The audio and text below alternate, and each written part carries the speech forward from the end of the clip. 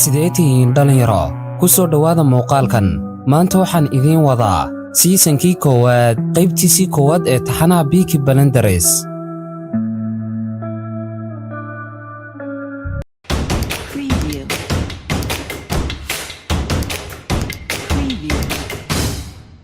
qaybta koowaad waxay ku bilaamaysaa naag Shiinees ah oo la ordaysa cunug ay dhashay iyadoo dadweynaha gaar ahaan dumarka weydiisanaysa inay laabta ku leeyihiin caano si ay cunugteeda uga siiyaan waxaana jiray hal nin oo si aad indhaha ugu hayay naagta kaas oo isla markiiba wax ka weydiiyay halka cunugtan ay kala timid kadib filimku wuxuu u wareegay nin fuushan faras oo si aayar u soo galay gudaha magaalada maalintaas waxaan ogaanaa in ninka lagu magacaabo Thomas Shelby imaatinka Thomas uu yimid magaaladan waxaan aragnaa in dadku ay darteed wadooyinka ay ka kala yaaceen iyagoo kaliya ka baqayay inay dhibaato ka soo gaadho haddii ay wax yar sii taagnaadaan jidka ilbiraqsi kadib waxaa iyaduna goobta timid isla naagtii dadweynaha ka codsanaysay inay ilmaheeda u siiyaan naaska taas oo runtii ahayd Thomas faaliyihiisa gaarka maalintaas waxaan ogaanaa in qof kasta oo ku nool magaalada uu ka baqo Thomas xitaa in carruurtu ay ka kala ordaan jidadka ay ku ciyaarayaan aragtida kaliya arkaan wejiga Thomas runtii Thomas waa hogaamiyaha koox budhcada oo lagu yeedho magaca Peaky Blinders maalintaas markii naagtu ay u timid Thomas waxay faraskiisa ku daadisay waxoogaa yar oo budo guduudan ah iyadoo sidoo kale Thomasna u sheegaysay inuu guulaysan doono wax yar kadib markii Thomas uu ka soo dhaqaajiyay goobtaas wuxuu si toos ah u soo dhex galay suuqa magaalada ugu weyn iyadoo dadkuna ay si ixtiraam leh u salaamayaan Thomas wax yar kadib markii Thomas uu ka soo gudbay suuqa wuxuu si toos ah u yimid hoyga uu magaalada ka degan yahay markaas kadib waxaa layna baraa Thomas walaalkii ka yar oo lagu magacaabo Finn kaas oo ah qofka kaliya Thomas uu ka fikiro noloshiisa oo dhan isla markiiba Thomas wuxuu u soo gudbay qaybta dambe ee gurigiisa kadibna waxaan ogaanaa in bartana ay tahay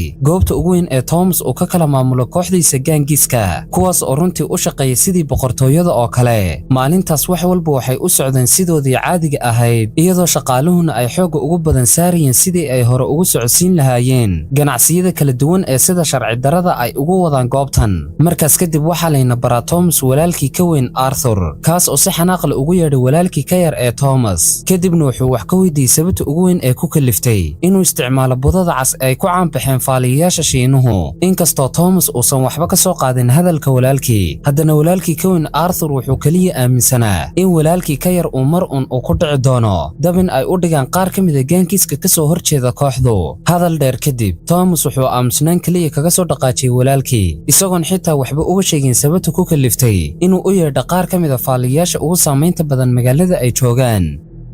ma jecli in aan ka dhex galo filimka laakiinse waxaan u malaynayaa ilaa hadda inaadan like saarin muuqaalka inoo qorxi oo like inoo saar si qofka ka dambeeyana uu kugu daydo markaas kadib waxaa layna baraa askari booliis oo lagu magacaabo Campbell kaas oo si qarsoodiyo u akhrinayo fayl sir ah oo ku saabsan nooc kasta oo huba iyo dhac iyo dembi kasta oo ka dhaca wadanka iyadoo saraakiisha booliiskuna ay tuhunka ugu badan saarayeen kooxda Peaky Blinders ay hogaamiyaan walaalaha Thomas iyo Arthur inkastoo uu jiray gees si gaar ah loogu haysto Arthur kaas oo ku saabsan inuu geystay dhac hubaysan haddana ma aysan jirin cid ku cadaynaysa in Arthur uu geystay kiiskan markaas kadib waxaa layna baraa nin lagu magacaabo Freddy kaas oo ah madaxa shaqaalaha baar uu leeyahay Thomas inkastoo shaqaaluhu ay ku farabateen baarkan haddana maalintaas Freddy wuxuu kala dhimay shaqaalaha si ay iyagana ugu fududaatay in shaqadu ay si habsami leh ugu kala socoto dhowr daqiiqo kadib waxaa sinima filana baarka u soo galay Thomas markaasoo dhammaan dadkuna ay indhaha la taageen aragtida Thomas markii Thomas u yimid qaybta cabitaanka kadibna uu bilaabay inuu cabo wax yar oo cabitaana Thomas wuxuu ilgaara kala socday saaxiibkii Freddy kaas oo markii uu soo kacay Thomas u sheegay inuu xog qarsoon uu ku helay inuu jiro askari booliisa oo si qorshaysan dabagal ugu haya kooxda Peaky Blinders iyadoo sidoo kale Thomas loo sheegayo haddii uusan sida ugu dhaqsaha badan leh arrintan uga hortagin inay hadhow dhibaato ku noqon doonto ganacsiga kooxdiisa inkastoo Thomas uusan waxba ka soo qaadin arrintan haddana waxaa wada hadalkooda kala jaray markii uu si xawliya baarka u soo galay nin timi xiran oo lagu magacaabo Danny kaas oo mar walba si aad uga soo horjeeday Thomas iyo kooxdiisa inkastoo maalintaas Thomas uu digniintii ugu dambeeyay Shelby siiyey Danny isagoo u sheegay inuusan marka dambe dhaafi doonin haddii uu dhibaato yar soo gaarsiiyo hal qof oo ka mid ah kooxdiisa ama se uu buuq yar ka dhex bilaabo baarkiisa. Markaas kadib waxaa layna baraa gabadh lagu magacaabo Aunt Polly taas oo baastoolad ku haysay Thomas walaalkii ka yar John Shelby iyadoo kaliya ku haysata qaabdarrada uu ula dhaqmayo kooxda. Maalintaas waxaan ogaanaa in Polly ay tahay Thomas eedadii iyadoo sidoo kale loogu yeedho hooyada qoyska Shelby waxayna runtii ka mid tahay aas-aasayaashii kooxda Peaky Blinders. Maalintaas sidoo kale waxaa layna baraa qoyska oo dhan. Kan ugu weyn waxaa lagu magacaabaa Arthur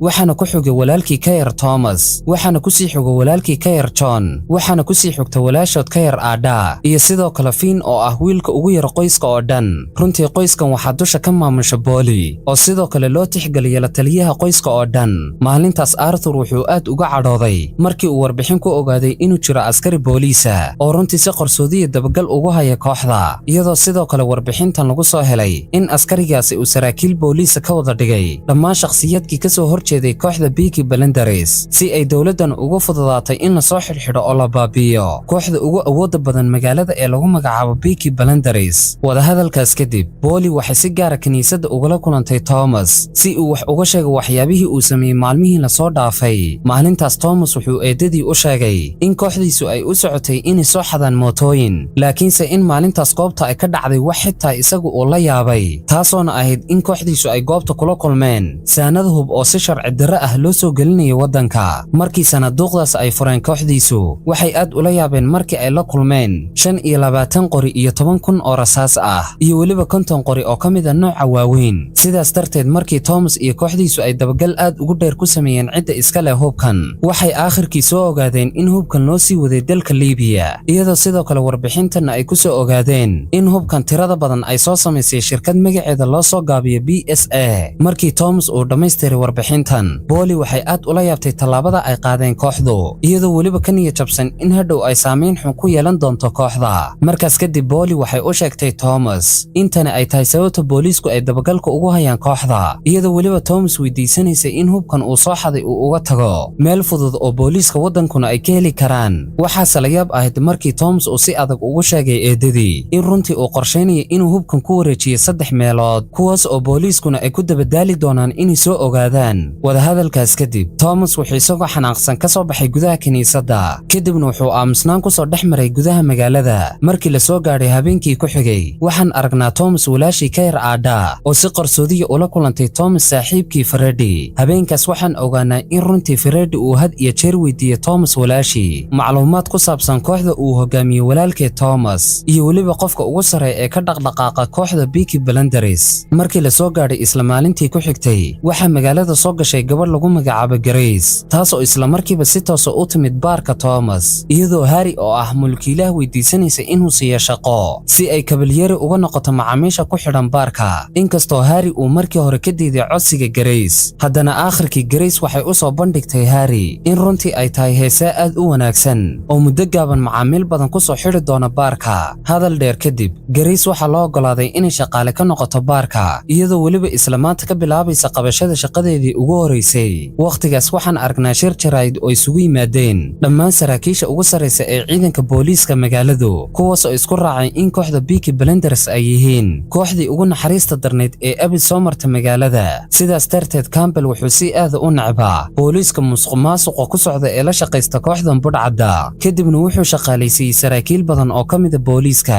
si ay ugu soo qabtaan xubnaha ugu awoodda sare ee kooxda Peaky Blinders.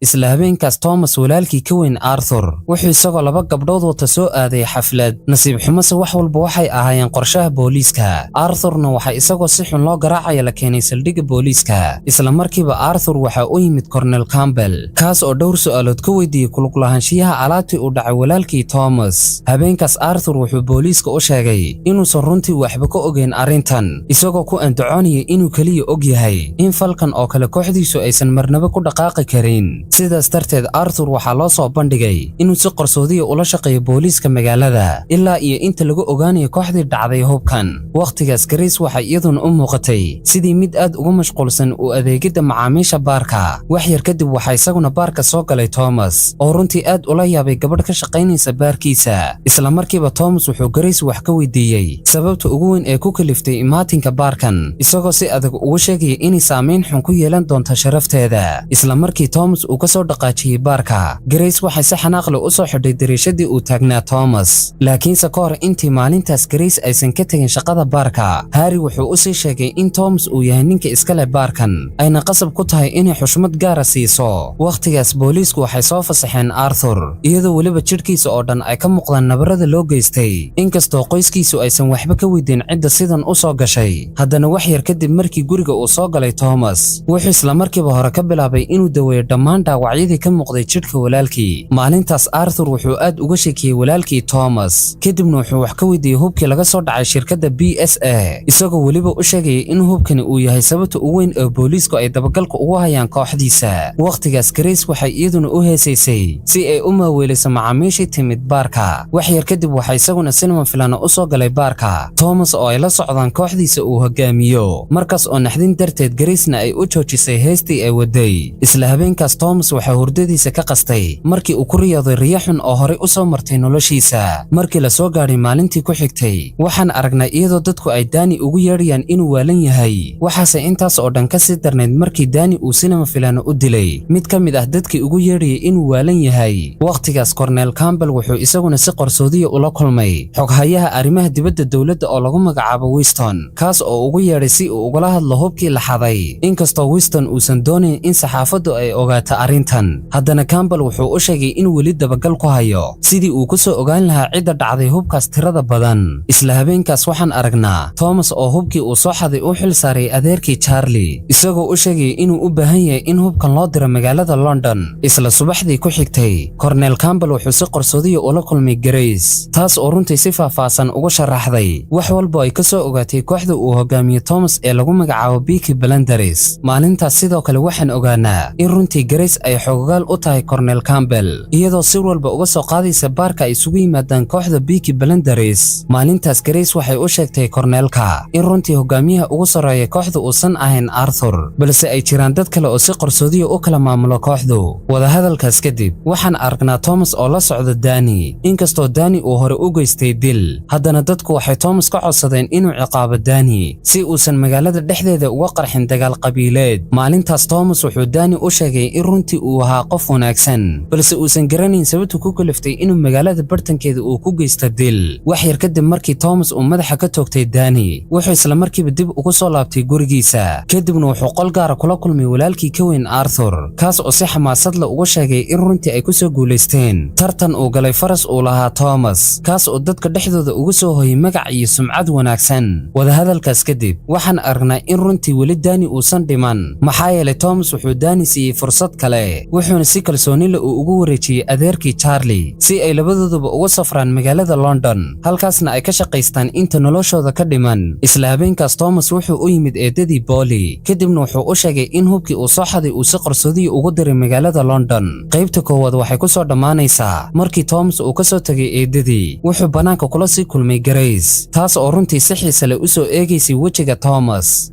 waxaan rajaynayaa inaad ka heshay qaabkan kugu soo gudbiyey. haddii aad soo gaadhay halkan, waxaan kaaga mahad celinayaa dhegaysigaaga iyo daawashadaada wacan. haddii aad jeclaysatay inaad nagu soo biirto, waxaan ku leeyahay ku soo dhawow. hana iloobin inaad like noo tiraahdo muuqaalkan si dad wanaagsan oo adigoo kale